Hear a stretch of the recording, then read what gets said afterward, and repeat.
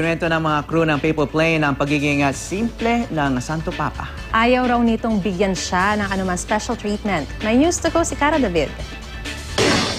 Nakita natin siyang tumawa at ngumiti. Naging matapang at naging emosyonal. Sa loob ng eroplano sa huling araw ng kanyang 7 araw na apostolic visit, lalo pang ipinakita ni Pope Francis ang kanyang pagiging totoo. Sa balitaktakan kasama ang mga mamamahayag, nakita namin siyang seryoso at determinado.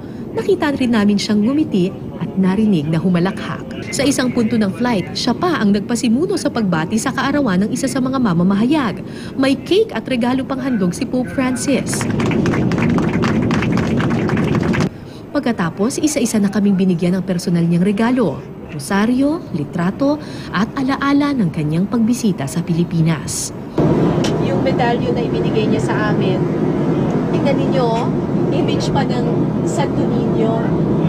So, nakakatuwa kasi talagang pakiramdam mo si Pope Francis gusto niyang maging kaisa ng mga Pilipino. At yung Santo Niño, in many ways, ay simbolo ng kultura at prinsipyo at puso ng mga Pilipino. We're all like children of the Lord. Pati ang mga crew ng Philippine Airlines nagkaroon din ng pagkakataon na makasalamuha ang Santo Papa. I was completely overwhelmed, so I was just able to thank him and cry.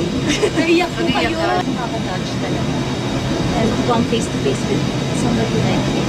It's surreal. It's Heavenly. yes. Ayon sa mga crew ng PAL, tumanggi sa anumang special treatment si Pope Francis. Kung ano ang ulam namin, ganun rin daw ang sa kanya. He's very simple and he's like a very regular guy. And what I notice is that he hasn't lost his innocence. He's like a little kid. When you approach him, it's like it's something very, very new to him.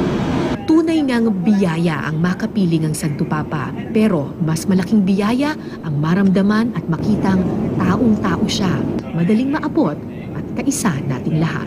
Mula sa Rome, Italy, Cara David, GMA News.